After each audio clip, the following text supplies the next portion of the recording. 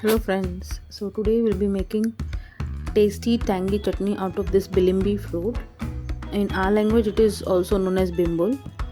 These fruit taste sour but they are very delicious and nutritious.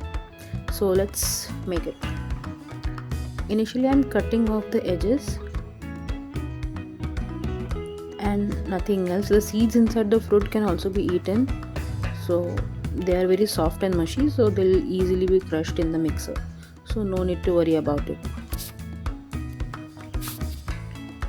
I am using 4 medium sized fruits, as you can see. Yeah,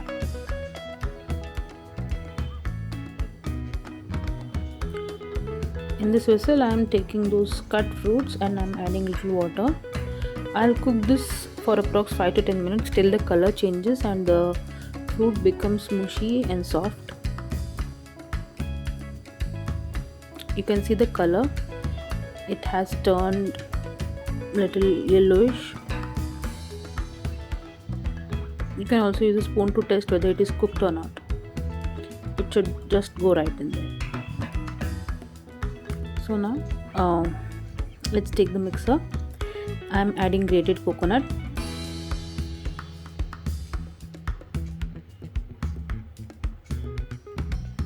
You can also increase or decrease the amount of bilimbi fruit you use depending on the amount of sourness you require. If you want it to be more tangy and sour, you can add more fruits, or you can just reduce the amount if you want less tangy. You can add this water. The amount of the water also depends on how thick you want your chutney to be. Green chillies also depends on the level of spiciness you want. I am adding jaggery because I like my chutney to be little bit sweet and tangy. So if you want, you can skip this, or if you want to increase the amount of jaggery, you can. Salt as per the taste. Now make a fine paste and it's ready. You can store this in the refrigerator and this will be fresh for like a week.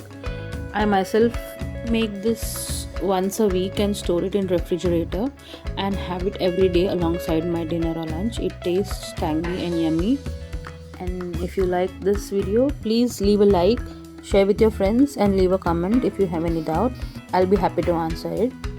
Also, please subscribe to our channel, scroll for more. Thank you.